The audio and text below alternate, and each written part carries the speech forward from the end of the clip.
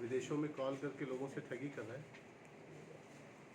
और इसी सूचना पर से सीएसपी भिलाई के नेतृत्व में एक टीम ने वहाँ पे रेड किया था और रेड करके 9 आरोपियों को पकड़ा है और उसमें 2 महिलाएं हैं, बाकी 7 पुरुष हैं और इनके पास से लैपटॉप काफ़ी संख्या में 12 लैपटॉप है, मोबाइल मिले हैं, सिम कार्ड मिले हैं, इनके आधार कार्ड मिले हैं।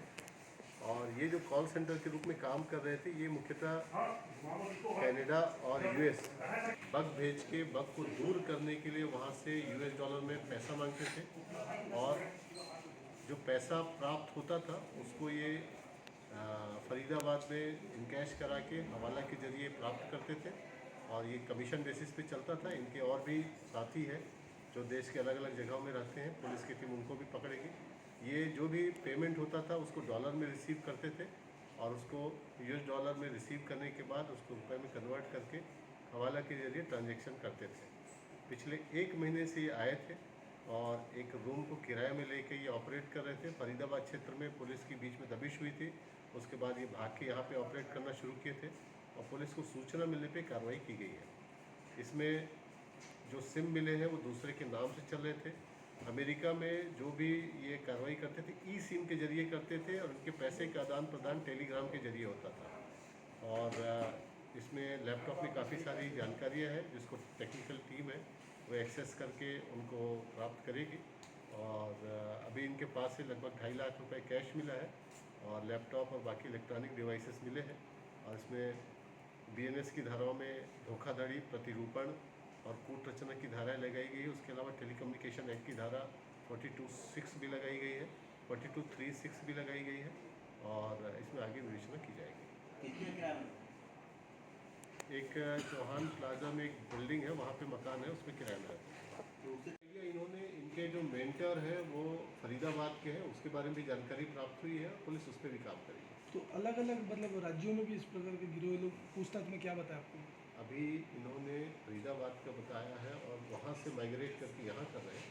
हो सकता है कि और भी गिरोह इस तरह के ऑपरेट कर रहे हैं। सर ये लोग बग जो भेजते थे वो किसके जरिए भेजते थे? टेलीग्राम के जरिए? बग टेलीग्राम के जरिए भेजते थे, मेल के जरिए भेजते थे। किस तरीके अंतर्राष्ट्रीय गिरोह का भांडाफोड़ किया है, क्या है पूरा? एक संगठित गिरोह पकड़ाया है जो कॉल सेंटर के रूप में काम कर रहा था और विदेशों में लैपटॉप और मोबाइल सुधारने के नाम पे उनमें से जो बग है उसको दूर करने के नाम पे उनसे डॉलर में पेमेंट लेता था और ठगी करता था। और इस गैंग में टोटल 9 सदस्य पकड़ाए हैं। इसमें एक मुख्य मैनेजर है, बाकी 8 सदस्य ऑपरेटर हैं। ये ऑपरेटर सभी 25,000 की नौकरी पे थे और जो मैनेजर था वो कमीशन पे काम करता था और सारा इनका ट्रांजैक्शन डॉलर में होता था। यूएस डॉलर में ये पेमेंट लेते थे और बाद में उसको हवाला के ज़रिए ट्रांसफ़र करते थे। तो इसमें अभी इनके पास से लगभग 12 लैपटॉप मिला है, मोबाइल्स मिले हैं और हेडफोन वगैरह और राउटर वगैरह मिले हैं। साथ ही लगभग 2.5 लाख के आसपास कैश मिला है और पुलिस टीम इसमें जो लैपटॉप में डेटा है उससे जांच करेगी और उसमें आगे कार्रवाई करेगी। सर पुलिस को कहाँ से शिकायत मिल जाता है कि इस प्रकार का जो गिरोह है वो बिहार में संचालित है? पुलिस को सूचना मिली थी और इस सूचना पे ही पुलिस ने कार्रवाई की थी। कोई मतलब बाहर से कोई इनपुट्स मिला था विदेश से आप लोगों को कि यही लोग करते हैं? पुलिस को इनपुट मिला था और इस वक्त उस सूचना का स्रोत बताना उचित नहीं होगा। ये सब कहाँ के? ये ज़्यादातर बिहार के हैं, शिलोंग के हैं और फरीदाबाद के हैं। किस तरह से ये मतलब पैसे का लेन देन इनका होता था?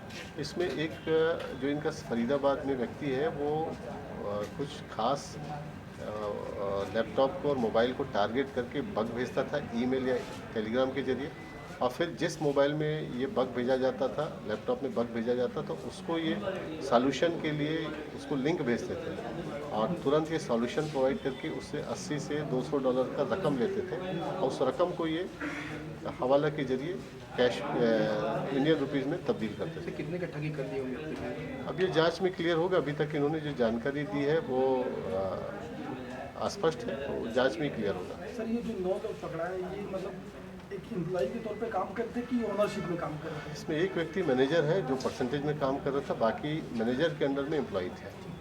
Thank you sir.